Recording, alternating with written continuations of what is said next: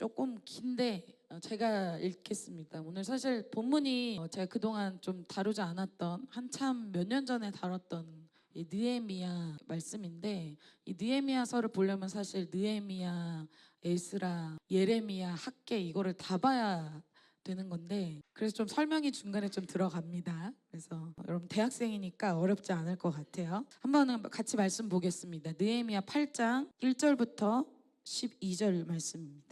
느헤미야 8장 1절부터 12절 말씀. 12절은 다 같이 읽도록 하겠습니다. 눈으로 여러분이 내용을 이해하시면 될 것 같습니다. 이스라엘 자손이 자기들의 성읍에 거주하였더니 일곱째 달에 이르러 모든 백성이 일제히 수문 앞 광장에 모여 학사 에스라에게 여호와께서 이스라엘에게 명령하신 모세의 율법책을 가져오기를 청하매, 일곱째 달 초하루에 제사장 에스라가 율법책을 가지고 회중 앞 곧 남자나 여자나 알아들을 만한 모든 사람 앞에 이르러 수문 앞 광장에서 새벽부터 정오까지 남자나 여자나 알아들을 만한 모든 사람 앞에서 읽음에 뭇 백성이 그 율법책에 귀를 기울였는데, 그때 학사 에스라가 특별히 지은 나무 강단에 서고 그의 곁 오른쪽에 선 자는 마띠자와 스마와 아나냐와 우리야와 힐기야와 마하세야요, 그의 왼쪽에 선 자는 부다야와 미사엘과 말기야와 하순과 하스밧 다나와 스가랴와 무술람이라. 에스라가 모든 백성 위에 서서 그들 목전에 책을 펴니 책을 펼 때 모든 백성이 일어서니라. 에스라가 위대하신 하나님 여호와를 송축하며 모든 백성이 손을 들고 아멘 아멘 하고 응답하고 몸을 굽혀 얼굴을 땅에 대고 여호와께 경배하니라. 예수와 바니와 세레바와 야민과 악굽과 사부대와 호디야와 마아세야와 그리다와 아사랴와 요사밧과 하난과 불리아와 레위 사람들은 백성이 제자리에 서 있는 동안 그들에게 율법을 깨닫게 하였는데, 하나님의 율법책을 낭독하고 그 뜻을 해석하여 백성이 그 낭독하는 것을 다 깨닫게 하니, 백성이 율법의 말씀을 듣고 다 우는지라. 총독 느헤미야와 제사장 겸 학사 에스라와 백성을 가르치는 레위 사람들이 모든 백성에게 이르기를, 오늘은 너희 하나님 여호와의 성일이니 슬퍼하지 말며 울지 말라 하고, 느헤미야가 또 그들에게 이르기를, 너희는 가서 살찐 것을 먹고 단 것을 마시되 준비하지 못한 자에게는 나누어 주라. 이날은 우리 주의 성일이니 근심하지 말라. 여호와로 인하여 기뻐하는 것이 너희의 힘이니라 하고, 레위 사람들도 모든 백성을 정숙하게 하여 이르기를, 오늘은 성일이니 마땅히 조용하고 근심하지 말라 하니, 모든 백성이 곧 가서 먹고 마시며 나누어 주고 크게 즐거워하니, 이는 그들이 그 들려준 말을 밝히 알미라. 아멘. 네, 오늘 말씀 제목은 회복의 돌파구입니다. 사람들은 자기 인생의 어떤 변화 또 돌파를 위해서 여러 가지 방법을, 자신만의 방법을 좀 갖고 있습니다. 그래서 자기 인생에 좀 새롭게 되고 싶다, 나의 인생이 좀 돌파되고 싶다. 그래서 여러분 방학 동안 어떤 계획을 갖고 계시죠? 그래서 뭐 운동을 한다던가 아니면 뭐 다른 것들을 좀 결단한다던가 또 그런 것들을 합니다. 그러다가 좀 열심히 하다가 잘 안 되면 이제 어떤 방법을 취하냐면, 자기가 그 전에 좀 돌파를 경험했던 것을 다시 찾아서 합니다. 뭐 예를 들면 나는 운동을 해서 엄청나게 돌파를 좀 경험했다. 그런 사람 다시 운동을 하고, 뭐 다이어트에 성공을 했다. 다이어트를 하고, 또 공부에 나는 좀 돌파가 있다. 그러면 막 공부에 매진하는 어떤 그런 일들이 일어나죠. 그러나 중요한 것은, 우리의 인생의 돌파는 실제로는 영적인 돌파가 돼야 진정한 돌파가 되어집니다. 그래서 대부분 자기가 그동안 인간적인 방법, 어떤 세상적인 방법으로 돌파해왔던 것으로 돌파하고자 하지만, 깊은 내면의 어떤 마음의 변화, 영적인 변화는 일어나지 않는 걸 경험하죠. 영적으로는 회복이 되지 않기 때문에 이 변화가 조금은 일어나요. 그런데 마음이 어떻습니까? 메마르고 또 공고하고 회복의 여지가 보이지 않게 되는 것입니다. 그래서 오늘 이스라엘 백성을 통해서 하나님은 우리에게 회복의 돌파를 위해서는 무엇을 해야 되는지를 아주 정확하게 말씀하고 있고, 또 그들이 왜 이렇게 돌파가 필요한 영적인 침체가 왔는가에 대한 그 이유도 오늘 설명해 주고 있습니다. 그래서 오늘 결론은, 이 이스라엘이 영적인 어떤 돌파 또 부흥 이런 회복의 역사가 일어나기 시작했다는 것이죠. 오늘 이 말씀을 통해서 우리 개인과 공동체 근본적인 돌파, 영적인 돌파, 부흥의 역사가 일어나게 될 것을 선포합니다. 졸리신 분은 일어나서 말씀 들으셔도 됩니다. 왜 오늘은 중간에 나오겠지만 여러분 오늘 핵심은 이거 너무 스포를 빨리 예배 회복이거든요. 그래서 여러분들이 예배를 망치면 여러분 방학이 망쳐지고 여러분 20살 20대가 망쳐지고 여러분의 인생이 회복이 되지 않습니다. 그래서 예배 때 승리하셔야 돼요. 예배 때 오늘 감정이 좀 따라주지 않고 마음이 좀 따라주지 않고 마음 육신까지 따라주지 않는다. 괜찮습니다. 예, 상관없습니다. 여러분 의지를 들이셔야 돼요. 왜? 사단이 이 예배 때 예배를 망치게 하거든요. 그래서 여러분이 예배에 생명을 걸면 주님께서 친히 회복을 주실 것을 믿습니다. 미련한 사람은 어떻게 하냐면 예배 때는 뭐 말씀 듣는 둥 마는 둥 졸리고 막 그냥 엉망으로 드려요. 그리고 나서 어때요? 끝나고 내 인생 어떻게 돌파하지? 미련한 거죠.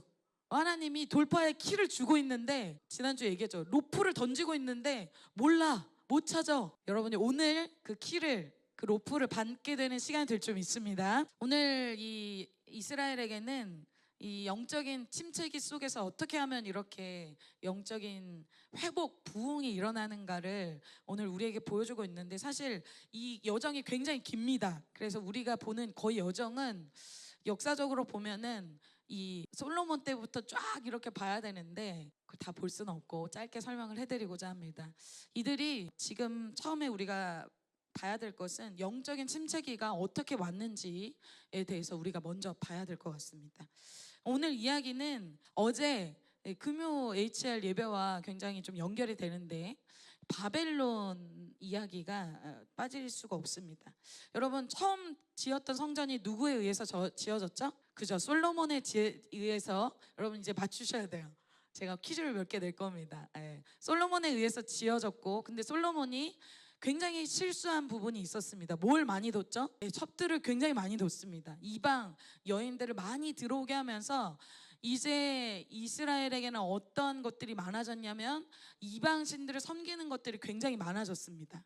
그래서 하나님은 어떻게 하셨냐면 이스라엘을 북이스라엘과 남유다로 나뉘게 되죠. 그런데 그때 남유다에게 엄청난 경고를 주님이 많이 주십니다. 이스라엘 전체에 하나님이 경고를 많이 주시죠. 그런데 그 경고를 받지 않습니다. 회개해야 된다, 돌이켜야 된다, 너희가 깨어나야 된다, 어떤 이런 말씀. 그러지 않으면 정말 망할 거다, 정말 끔찍한 일이 일어날 거다, 어떤 이런 회개의 메시지를 전했는데 그들이 듣지 않습니다. 어떻게 됩니까? 진짜 그러한 일들이 일어나기 시작해요. 바벨론이라는 어떤 강대국이 일어나서 어제 표현으로 갈대아 사람들, 아주 잔인한 폭력적인 그런 사람들이 일어나서 어떻게 합니까? 이 이스라엘의 이 성전을 다 파괴하고 이스라엘 백성들을 포로로 다 잡아가게 되죠. 그래서 이들이 포로 생활을 아주 오랫동안 하게 됩니다. 70년간 하게 되는데, 자 여러분, 우리가 이렇게 태바도 1월 달에 했고 또 이렇게 방학 동안에는 같이 있어서 굉장히 좋지만 여러분이 학기가 딱 시작하고 진짜 한 3개월 3, 4, 5, 3개월 혹은 좀 그 이상 저희가 떨어져서 바벨론과 같은 그 세상에 나가면 저희가 세상의 영향을 받을까요? 안 받을까요? 받습니다. 그런데 그 3개월만으로도 받는데 여러분이 심지어 해외에 나가서 몇 년을 산다던가 아니면 정말 멀리 떨어져서 다른 곳에 지내게 될 때 세상의 영향을 굉장히 많이 받게 됩니다. 이스라엘은 뭐 3개월이 아니라 어떤 몇 년까지 지금 바벨론에 있었어요. 70년을 바벨론에 있었어요. 그러니까 이들의 삶의 원래의 모습들이 없어진 거죠. 이들은 어땠어요? 하나님을 믿는 백성이잖아요. 그래서 그들의 삶의 중심은 예배였죠. 그리고 하나님 가까이 하는 그 문화 속에서 살았죠. 그리고 그런 삶에 하나님 중심적이고 신앙 중심적이고 예배 중심적인 그런 삶에서 어떻게 됩니까? 예배에 대한 중요성이 사라져요. 예배 꼭 드려야 되나? 주일 성수도 안 하기 시작하고 말씀대로 사는 삶보다는 어때요? 세상의 사람들이 사는 삶에 내가 끌려가기 시작해요. 세상 사람들과 경쟁하고 어떤 삶이 됩니까? 생존형 인간이 된다는 겁니다. 생존에 익숙해진다. 그래서 하나님 우선, 기도 우선, 예배 우선, 공동체 우선, 어떤 공동체 의식이 굉장히 강한 민족이 이스라엘 민족이거든요. 그런데 그게 다 약해진 상태. 우리가 바벨론 세상에 나아갔을 때 그러한 예배 중심, 하나님 중심, 기도 중심 이러한 것들이 약해졌다는 것입니다. 이 이스라엘 백성이 그런 상태라는 거예요. 그런데 주님이 기적적으로 하나님께서 예루살렘에 다시 포로들을 다시 귀환하게 하십니다. 그래서 그들이 회복의 시간을 갖게 돼요. 그래서 성전을 완공하게 되고, 오늘은 그 성전의 완공 훨씬 지난 후에 성벽을 재건한 이후, 성벽을 52일 만에 재건했습니다. 그리고 나서 일어난 일이 오늘 이야기입니다. 1절을 보면 지금 상태, 지금 기간이 어떤 기간인지 한번 보도록 할게요. 느헤미야 8장 1절에 보면 이스라엘 자손이 자기들의 성읍, 원래는 자기들의 성이 없었어요. 무너졌어요. 누구 때문에? 느부갓네살 왕, 바벨론 때문에 다 파괴됐잖아요. 그런데 주님이 다시 그 성을 일으켜서 그 도시를 다시 일으킨 거죠. 그런데 그런지 지금 날짜가 언제냐면 일곱째 달에 7월이에요. 달에 모든 백성이 일제히 수문 앞 광장, 그래서 이 많은 성벽들을 재건한 중에 많은 성에 이런 문들이 있었겠죠, 성벽에. 그래서 그 문 중에 수문, 워터게이트, 수문이라는 그 앞 광장에서 지금 백성들이 모여있는 지금 상황을 이렇게 보여주고 있습니다. 자, 지금 물론 성전도 생겼고 성벽이 재건되는, 외적으로 보기에는 정말 많은 것들이 회복이 된 것 같아요. 뭐 예배도 다시 드리기도 하고, 뭐 다시 우리로 치면 뭔가 프로그램에 따라가기는 하는 거죠. 그런데 문제는 뭘까요? 그들의 내면의 영적인 마음의 회복이 아직 되지 않는다라는 게 문제입니다. 영적인 공허와 혼란 상태가 아직 그들의 내면의 회복이 안 된 상태로 지금 있다는 거예요. 그것이 지속된 상태였어요. 근본적인 그들의 내면의 회복이, 부흥이 필요했다는 거예요. 겉으로 보기에는 성전, 성벽 이것이 뭔가 뭐 잘 되어지고 뭔가 세팅되어지고 뭔가 만들어지는 것 같은데, 근데 내면의 문제가 아직, 내면의 부흥이 아직, 내면의 엄청난 각성이 아직 일어나지 않았다는 거죠. 그러면 여러분 어떨까요? 무너진 성전이 막 세팅되어져요.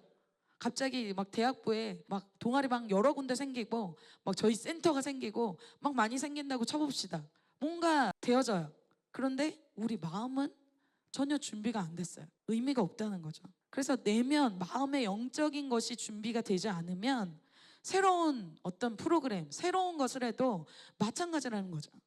그래서 주님이 여러분 느끼십니까? 우리의 마음을 지금 엄청나게 기경하고 계십니다. 왜? 마음이 지금 엄청나게 딱딱해지고 엄청나게 묵어있고 엄청나게 헌 것이 되었거든요. 왜? 세상에 밟히고 세상의 것이 들어오고. 그들의 영적인 침체기는 어떤 곳에서 시작됐습니까? 마음에서 시작됐다. 오늘 특별한 것은 이스라엘 백성이, 오늘 특별한 것은 이스라엘 백성이 그동안 지키지 않았던 나팔절이라는 절기를 지킨다는 의미거든요. 1절과 2절에 보면 여러분 아까 얘기했죠. 일곱째 달에 1절에 이렇게 얘기하고 있고 2절에는 어떻습니까? 일곱째 달 초하루에, 그러니까 7월 1일이라는 거예요. 이때는 나팔절 기간입니다.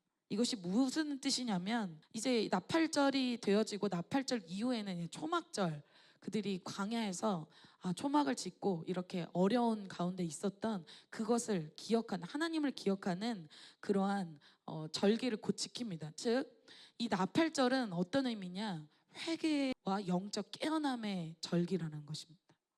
그러니까 이 나팔절은 회개와 관련이 있습니다. 레위기서에 이 나팔절에 대해서 이렇게 얘기하고 있어요. 23장 24절부터 말씀입니다. 우리 태민 형제님이 한번 읽어주세요. 아멘. 여러분 보면 나팔을 불래요. 그래서 나팔절이에요.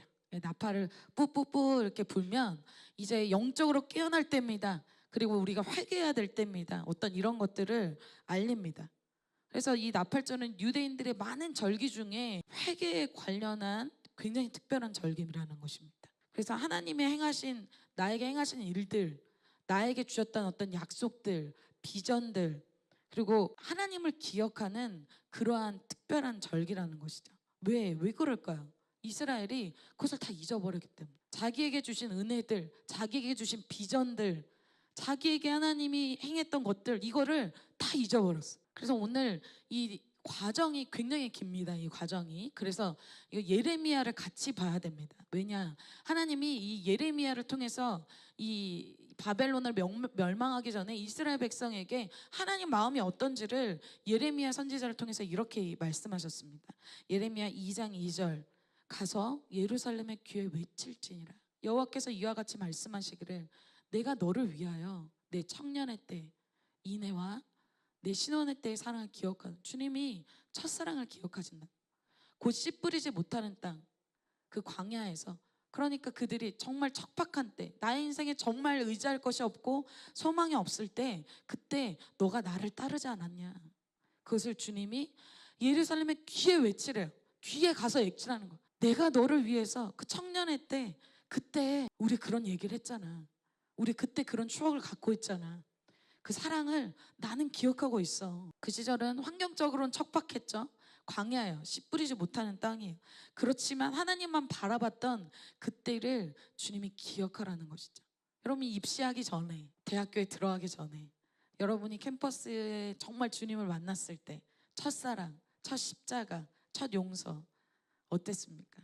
그것을 주님이 기억하라고 막 귀에다 대고 얘기했다는 거예요. 그래서 주님이 바벨론 포로가 되기 전에 어떻습니까? 수많은 선지자, 이사야, 예레미야, 또 호세아 통해서 회개하라고 엄청나게 외쳤어요. 그런데 그들이 듣지 않았다. 그래서 오히려 하나님의 말씀은 듣지 않으면서 그들이 어떻게 했냐면 세상에는 굉장히 매달리는 삶을 살았습니다. 예레미야 2장 13절에 주님이 그것에 대해서 이렇게 얘기해요.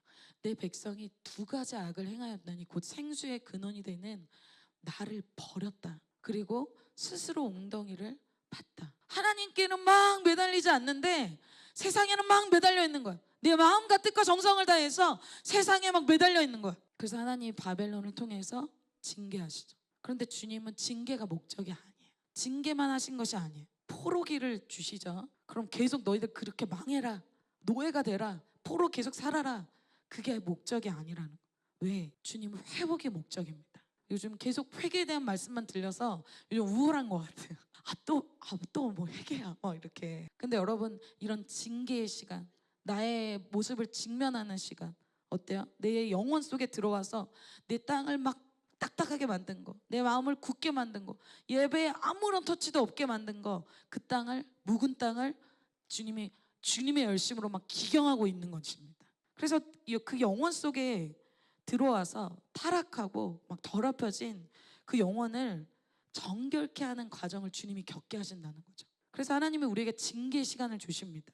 고통의 시간을 주신다는 거예요. 그래서 주님이 주님의 이 마음에 대해서 이렇게 설명하신 예레미야 29장에 이렇게 말씀하십니다. 저와 라엘 자매님이 돌아가면서 좀 읽겠습니다. 여호와께서 이와 같이 말씀하시니라, 바벨론에서 70년이 차면 내가 너희를 돌보고 나의 선한 말을 너에게 성취하여 너희를 이곳으로 돌아오게 하리라. 이렇게 말씀대로 됐죠. 지금 돌아왔습니다. 바벨론에서 70년이 찼어요. 이 포로기, 징계의 시간, 이것들이 끝나고 돌아오게 하리라. 돌아왔습니다. 12절, 너희가 내게 부르짖으며 내게 와서 기도하면 내가 너희들의 기도를 들을 것이요. 아멘. 그럼 주님의 마음이 지금 어때요? 너희가 나를 다시 찾으면, 나에게 막 부르짖으면 내가 기다렸다는 듯이 내가 그 기도를 듣고 내가 너희를 만나줄 것이다. 이렇게 얘기하고 있어요. 70년이 차서 그들이 돌아왔고 지금 예루살렘에 있습니다. 그래서 오늘 회복을 시켜주시는 내용이 바로 오늘 그 내용이에요. 그 회복이 여러분에게 임할 줄 믿습니다. 그런데 이러한 중요한, 어떻게 보면 중요한 영적 부흥의 타이밍이죠. 그 전에 없었던 이스라엘 마음의 이 징계와 이 포로 기간 때문에 마음이 굉장히 낮아져 있고, 이들이 자기가 나라가 이렇게 될 줄 몰랐는데 나라가 위기 상황이 된 거예요. 설마 이렇게 될까 했는데 정말 나라의 위기 상황이 됐어요. 정말 그들의 마음이 낮아졌어요. 정말 그들의 마음이 주님께로 엎드려졌어요. 그때 영적인 부흥의 타이밍, 그때에 하나님이 쓰시는 사람이 있습니다. 그 사람이 바로 영적으로 준비된 바로 에스라라는 한 사람입니다. 느헤미야서에서는 이 전까지 7장까지는 에스라가 나오지 않습니다. 오늘 갑자기 에스라가 나오는데 갑자기 에스라가 등장하지 않았고요. 실제로는 에스라가 이 예루살렘에 오늘 등장하기까지는 학자들에 의하면 한 10년에서 13년 정도 그 전에 이 에스라가 왔습니다.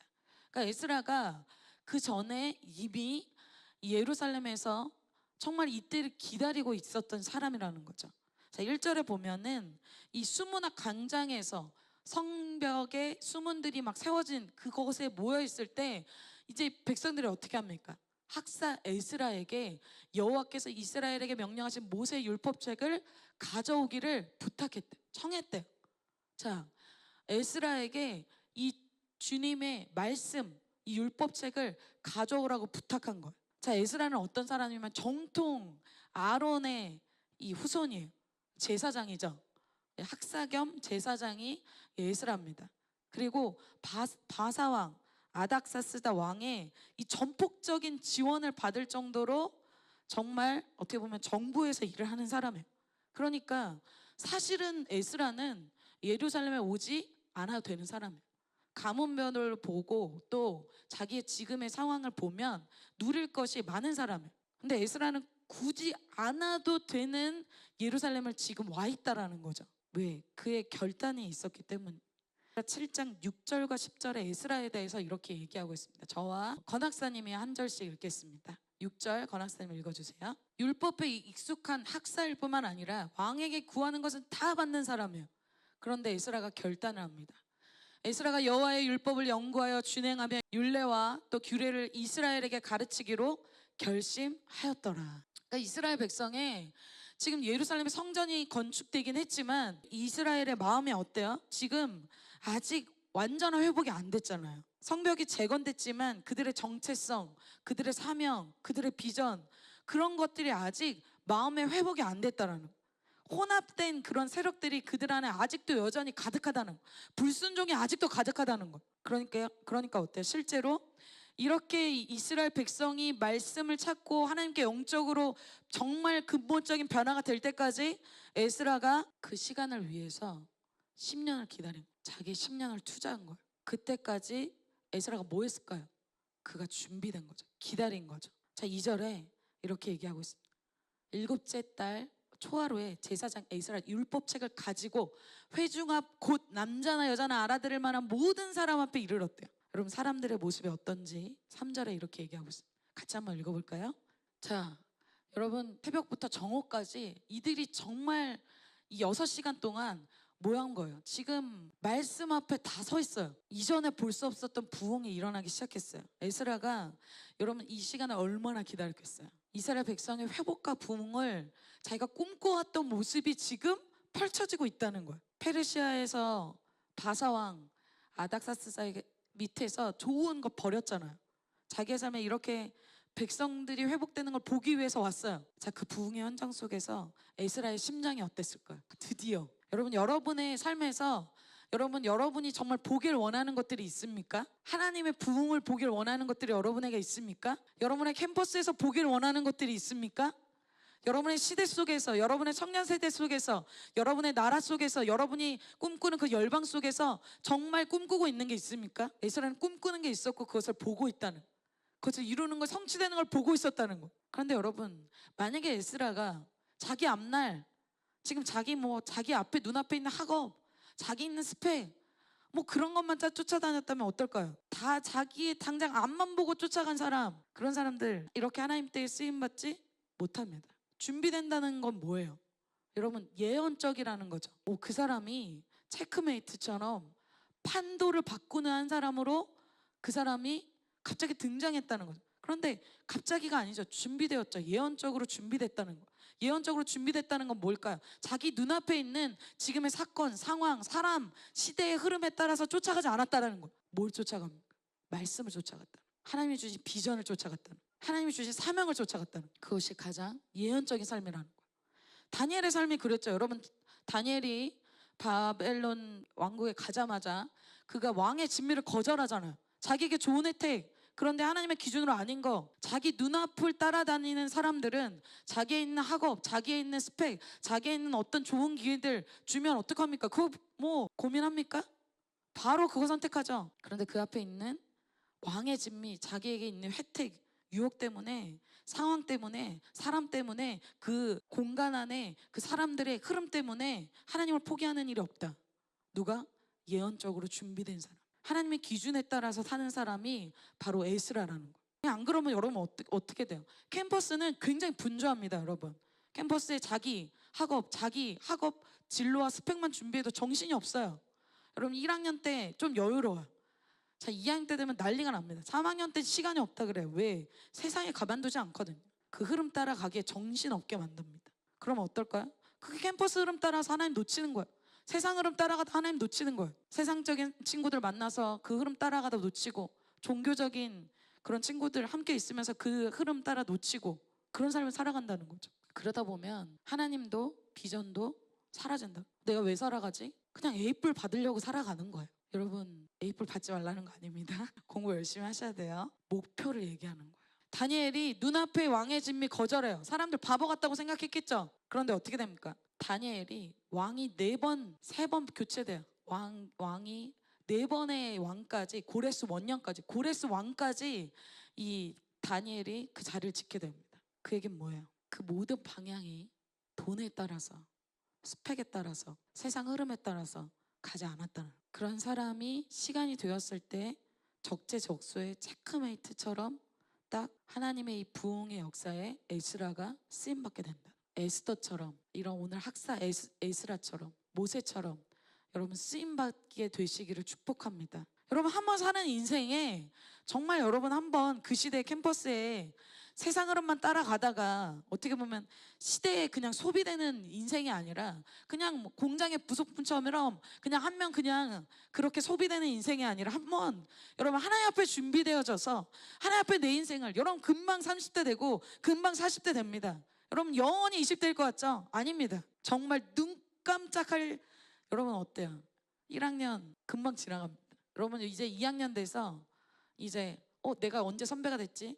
내가 언제 이렇게 취업을 했지? 내가 언제 이렇게 결혼할 때가 됐지? 내가 언제 이렇게 40대가 됐지? 내가 언제 50대가 되지? 야, 너무 빠르다는 거예요. 그래서 다 졸업할 때 다 그런 얘기를 해요. 저는 졸업할 준비가 되지 않았어요, 간사님. 맨날 그 얘기를 해요. 저는 항상 1학년 같은데요. 시간은 빠르게 지나갑니다. 여러분 선택할 것을 선택하시기를 축복합니다. 그냥 시대에 잘 유용하게 소비되는 사람 되려면 그렇게 살아도 됩니다.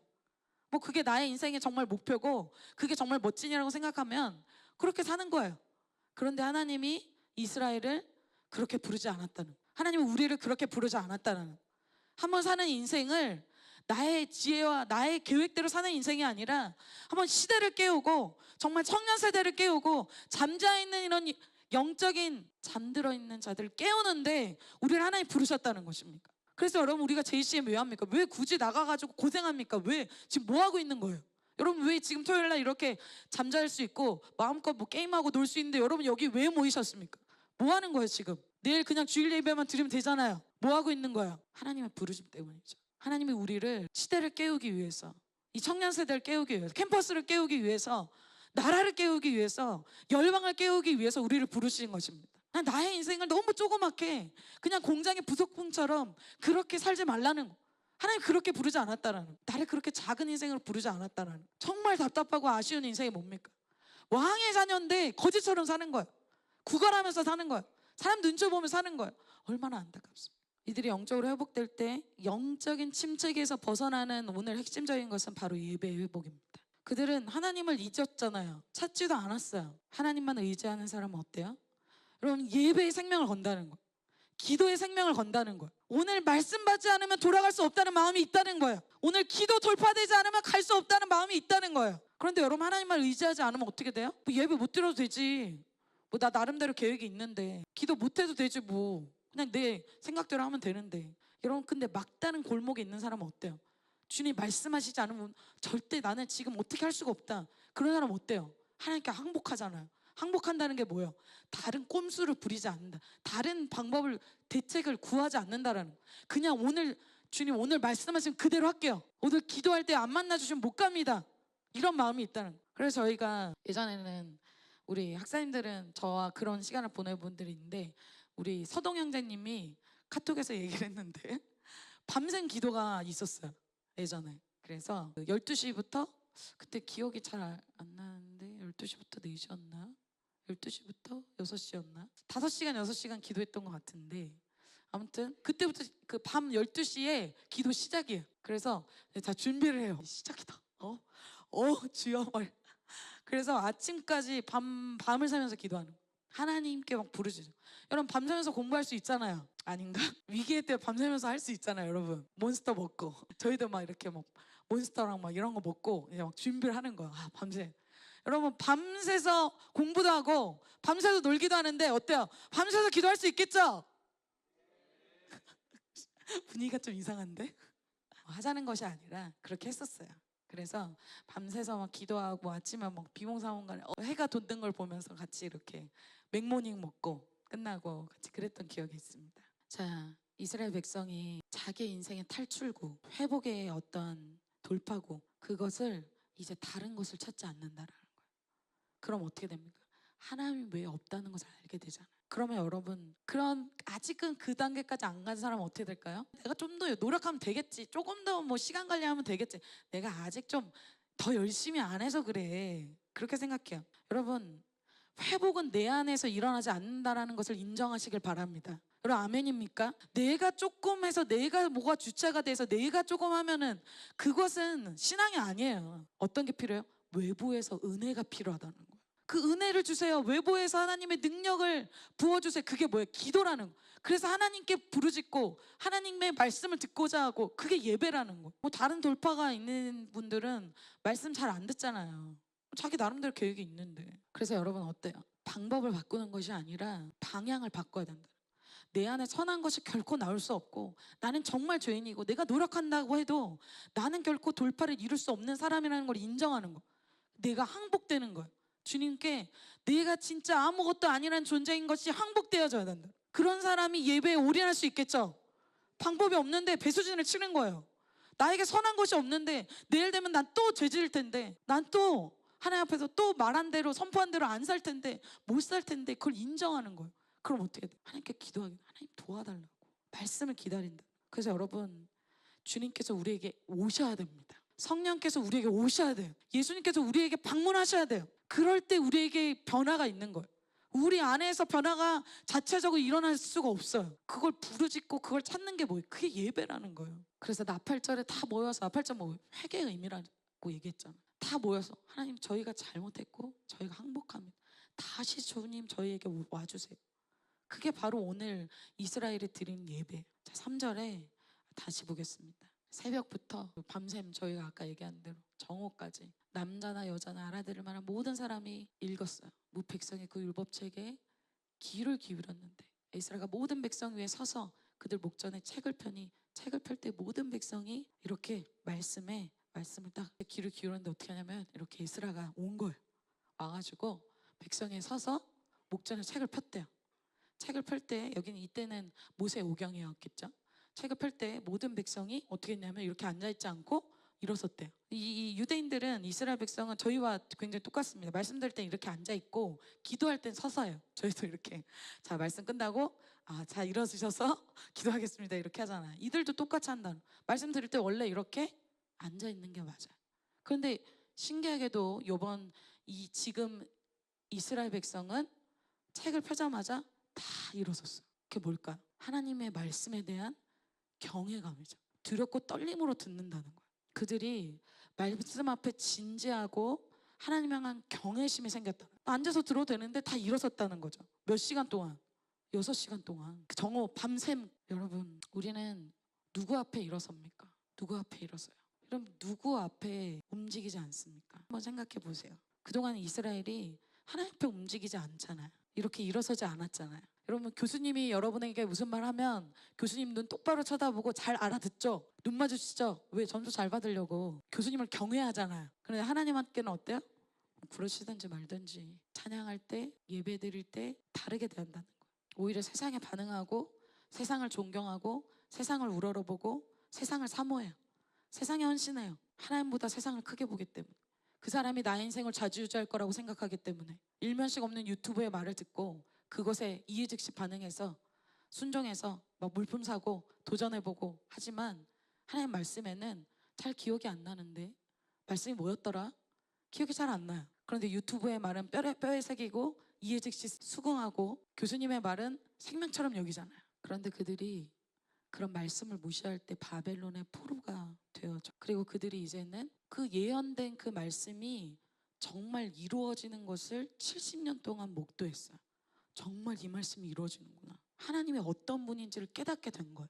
두렵기 시작하는 거예요. 하나님의 어떤 분인지를 깨닫게 될 때 여러분 어떤 일이 생기냐면 굉장히 두렵습니다. 그게 공포랑은 달라요. 너무나 놀랍고 너무나 크셔서 그 자리에 서 있을 수조차 없을 정도의 경외감이라고 하죠. 두려움이 든다는. 그래서 여러분 찬양 가운데 주님의 임재를 느낄 때에 그럴 때가 있어요. 주님이 내 앞에 계신 것 같아요. 그래서 서서 찬양을 하면 안 될 것 같은 그럴 때가 있어요. 그런 경험을 해본 적이 있으신가요? 저는 있어요. 그래서 서서 찬양을 드리는데 엎드려야 될 것 같아요. 주님이 내 앞에 계시는 것 같아서 서서 찬양하는 게 너무 죄송한 거예요. 이들의 마음이 그렇다는 거예요. 이들이 지금 온 우주의 역사를 주관하고 계신 그 말씀 그대로 이루시는 하나님 앞에서 이들이 두려움이 생겼다는 거예요. 그냥 말씀을 듣고 지나칠 수가 없다는 거예요. 이 말씀이 진짜 이루어지기 때문에. 여러분 지금 우리는 성경이 끝난 시대에 사는 것이 아닙니다. 성경 말씀이 이루어지고 있는 바로 그 타이밍에 살고 있어요.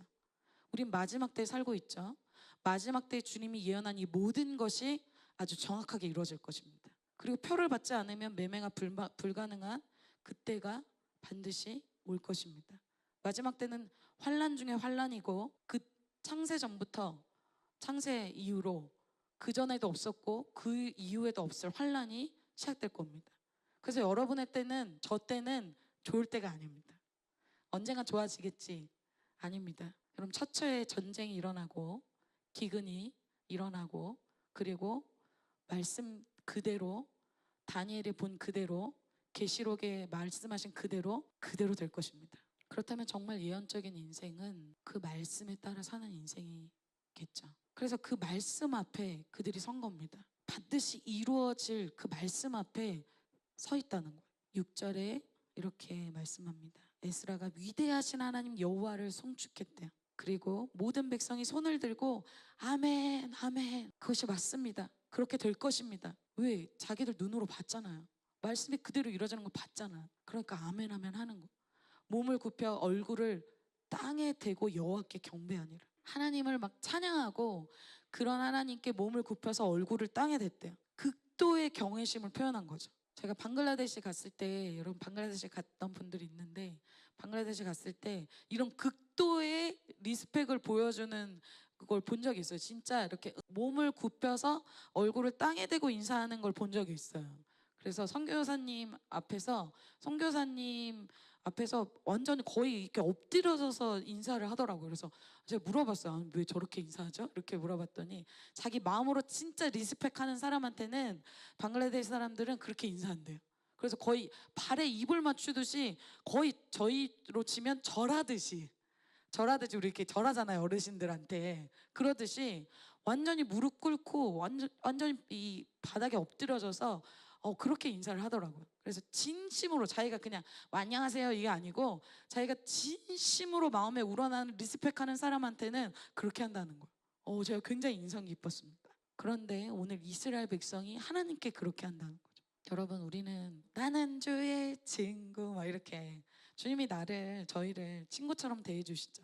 낮아지셔서 겸손하게 우리에게 사랑을 주시면서 대해주십니다. 그런데 우리는 어떨까요? 주님께 굉장히 무례합니다. 주님 말 잘 듣지 않죠. 주님의 말씀 무시하죠. 예배 드려주는 거고 찬양해드리는 거고 헌금해드리는 겁니다. 그런데 주님이 어떻습니까? 고린도서에 보면 사랑은 무례하지 않습니다.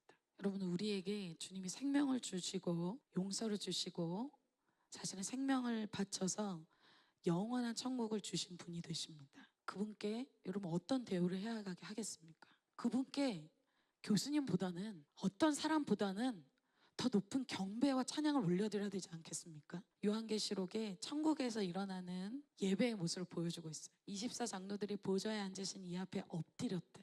동일해요. 엎드렸대요. 세세토록 사시는 이에게 경배하고 자기의 면류관을 보좌 앞에 던졌대. 자기 면류관, 왕관을 보좌 앞에 이렇게 주님 앞에 던진 거예요. 우리 주 하나님이여 영광과 존귀와 능력을 11절 같이 한번 읽어볼까요? 시작. 우리 주 하나님이여 영광과 존귀와 능력을 받으시는 것이 합당하오니 주께서 만물을 지으신지라 만물이 주의 뜻대로 있었고 또 지으심을 받았나이다.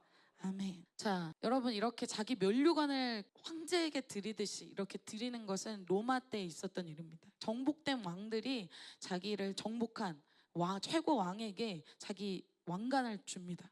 어때요? 당신 나의 주인입니다. 당신은 나의 왕이 되십니다. 이걸 인정한다는 뜻이에요. 그러니까 내가 아무리 노력하고 내가 아무리 헌신하고 내가 뭘 했다 그래도 나의 최고의 왕, 나의 최고의 영광은 하나님께 있습니다. 올려드림. 그것이 천국에서 일어나는 예배. 우리의 예배와 다르죠. 우리 기분 안 좋으면 찬양 안 하잖아요.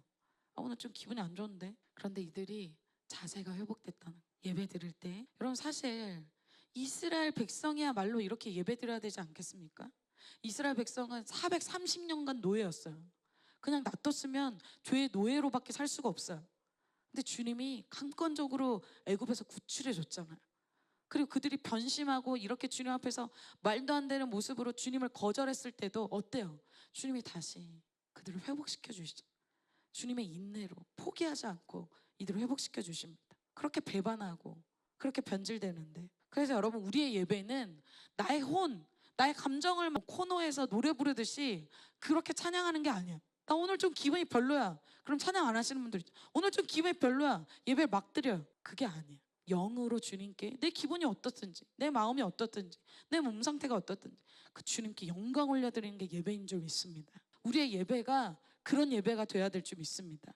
그래서 여러분 우리가 다음 주에 종강 예배 드리는데 그 예배 때는 그런 하나님의 영광이 가득한, 하나님께만 이 보좌에 면류관을 던지듯이 그런 예배가 될 줄 믿습니다. 그러한 예배를 이들이 시작했다는 거예요. 그래서 저희가 종강 예배 때 예전에 레크도 하고 여러 가지 했어요. 싹 다 안 하기로 했어요. 왜? 모든 영광과 감사를 주님께만 올려드려야 돼. 모든 찬양 악기, 모든 찬양 인도자, 모든 메신저, 모든 헌금, 모두 모여서 다 주님께만 영광 올려드려야 돼. 내가 영광 받고 내가 좀 잘하고 내가 좀 드러나고 다 하나님께 올라가지 않는 예배, 나에게 집중된 예배는 올라가지 않는 예배. 자, 8절에 하나님의 율법책을 낭독하고 그 뜻을 해석하여 백성에게 그 낭독하는 것을 다 깨닫게 해줬대요. 이 율법책을 낭독하고 그 뜻을 레위인들이 곳곳에 붙어서 그 뜻을 이렇게 옆에서 설명해 준 거예요. 그래서 오늘 막 그런 이름들이 막 많이 나와 있는데, 막 엄청 어려운 이름들이 나와 있는데 이들이 옆에서 말씀이 잘 깨달아지도록 도와준 거예요. 자, 그렇게 할 때에 백성들이 말씀을 들으면서 어떤 일이 일어났습니까?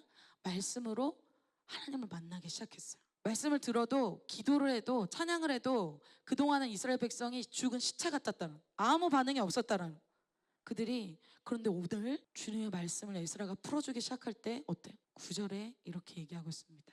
백성이 율법의 말씀을 듣고 다 우던지라. 말씀의 뜻을 깨달았을 때 이스라엘 백성이 울기 시작했대요. 다 이곳 저곳에서 회개가 터지기 시작한 거예요. 그동안 말씀을 지키지 않았던 것, 율법에서 어긋났던 것, 자기가 하나님 대신 우상을 섬겼던 것, 세상을 따라갔던 것, 이런 것들을 다 회개하기 시작했다는 거예요. 그래서 우리가 바벨론으로, 포로로, 우리 나라 상황이 이렇게 됐구나, 내가 죄를 지어서, 내가 변질돼서, 내가 주님의 사랑을 잃어버려서 우리 나라가 지금 이렇게 됐구나. 말씀을 들으면서 바벨론이 강대국이어서 이렇게 되고 어떤 사람들이 힘이 있어서 이렇게 된 건 그게 아니구나. 하나님이 그렇게 하도록 내버려 두신 거, 내가 죄 지어서 지금 나라의 상황, 나의 상황, 이걸 하나님의 눈과 마음으로 해석하기 시작한 거예요.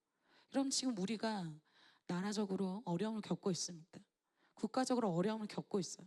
굉장히 위기 상황입니다. 여러분 느끼십니까? 그런데 누군가 다수를 차지해서, 누군가 힘이 있기 때문에, 누군가 거짓으로 억울하고 무엇인가 그럴 수도 있겠죠. 그런 역사의 주관자 되신 하나님 앞에서 생각하면 여러분 어떻습니까? 나라가 개혁되고 나라가 바뀌고 정치인들이 바뀌어야 됩니까? 누가 바뀌어야 됩니까? 내가 바뀌어야 된다는 것입니다. 우리의 예배가 바뀌어야 된다는 것입니다. 우리가 회개되어야 된다는 것입니다. 그리고 마지막으로 주님이 이들에게 정말 원하시는 게 뭘까요? 바로 하나님만을 기뻐하는 부흥의 세대가 되는 것입니다. 오늘 에스라가 이렇게 말씀을 선포하고 이런 역사, 회개 역사가 일어날 때 동역자인 느헤미야가 이제 나타나서 느헤미야가 백성들에게 이렇게 얘기합니다. 느헤미야가 또 그들에게 이르기를 너희는 가서 살찐 것을 먹고 단 것을 마시되 준비하지 못한 자에게는 나누어 주라. 이날은 우리 주의 성일이니 근심하지 말라. 여호와로 인하여 기뻐하는 것이 너희의 힘이니라 하고 12절 모든 백성이 곧 가서 먹고 마시며 나누어 주고 크게 아주 크게 즐거웠다. 예배를 통해서 어떤 게 회복된 거야? 회개하고 제가 용서함 받고 주님을 만나고 주님의 음성이 들리고 그러니까 어때요? 마음의 기쁨이 회복된 거예요. 여러분 그게 안 되면 어떻게 돼요? 그 기쁨을 회복하기 위해서 예배 끝나고 맛있는 거 먹고 예배 끝나고 재밌는 거 봐야 되겠죠? 그런데 이들이 예배만으로 만족이 된다는 거예요. 예배만으로 크게 기뻐한다는 거예요. 왜? 주님을 만났기 때문에. 그래서 여러분 돌파의 키가 뭡니까? 회복의 돌파의 어떤 핵심이 뭐예요? 예배라는 거. 그래서 여러분 삶에 예배가 회복될 줄 믿습니다. 말씀이 들릴 줄 믿습니다. 기도할 때 주님의 음성이 들리게 될 줄 믿습니다. 그래 어때요? 한마디 음성이 주님의 음성이 들리기 시작할 때 많은 말씀이 아니라 수많은 말씀 중에 딱 하나 그 말씀이 영으로 들릴 때 기도할 때 많은 주님의 음성이 아니라 한 가지 주님의 음성이 들리기 시작할 때 그때 나에게 회복이 시작된다. 주님이 나를 알고 있구나. 주님이 나의 상황을 알고 있구나. 주님이 나에게 지금 말씀하고 있구나. 주님이 내 마음을 아는구나. 이것을 만나게 될 때 영적인 회복이 일어난다는 것입니다. 예배 회복 없이는 기도의 회복 없이는 결코 회복이 일어날 수가 없습니다. 자 이제는 이들이 회개되어지고 주님이 원하시는 건 뭐예요? 눌리고 두려워하고 세상의 종이 돼서 끌려다니는 인생이 아니라 주님 기뻐하고 영적인 힘을 얻고 그들이 부흥하는 것이 주님의 뜻이라는 것입니다. 우리 공동체가 그런 공동체 될 줄 믿습니다. 이 방학에 어떤 회복보다 어떤 도전보다 예배의 회복이 일어나게 될 줄 믿습니다. 그래서 여러분 하나님의 사람들은 어떤 사람들이에요? 세상의 기쁨으로 충만한 사람들이 아니에요. 하나님을 기뻐하는 그 기쁨으로 충만한 사람들이에요. 예배가 너무 좋고 기도하는 게 너무 좋고 와 밤새도록 한번 기도해봤으면 좋겠다. 지금 이 시간 주님의 음성 듣는 시간 너무 좋다. 그런 사람들이라는 거예요. 기쁨은 세상에 다 있고 이건 약간 옵션. 예배는 그냥 드려야 되니까 지옥 안 가려고 드리는 옵션이 아니라는 거예요. 오늘 기뻐할 수 있는 최고의 이유는 여전히 자주 변질되는 우리를 이스라엘 백성 같은 우리를 주님의 음성을 거절한 우리를 용서하시고 다시 일으키시고 다시 부흥하길 원하시는 그 주님 때문에 우리가 기뻐할 수 있음을 믿습니다. 우리를 주님이 포기하지 않으셨다는 우리 나라를 지금 포기하지 않으셨다는 왜? 주님의 신실하심 때문에 바로 그러한 그 주님을 만나게 되셔서 큰 기쁨을 회복하게 되는 저와 여러분이 될 것을 선포합니다. 결론이에요. 오늘 영적 침체기에 오랫동안 침체기에 있었던 이스라엘 백성을 주님이 오늘 회복시켜 주시는 내용이 오늘 내용입니다. 그것은 예배의 회복이자 회개의 역사죠. 하나님께로 돌아가는 것입니다. 자 오늘 방학 때 어떤 역사보다 이러한 예배의 회복 일어날 것을 믿습니다. 그래서 여러분에게 영적 돌파구가 회복이 일어나는 그래서 겉으로 보여주는 어떤 참여, 어떤 예배 참석, 뭘 많이 하는 그것이 아니라 영적인 근본적인 돌파가 일어나는 영적인 근본적인 기쁨이 회복되는 그런 역사가 일어나게 하실 주님 찬양합니다.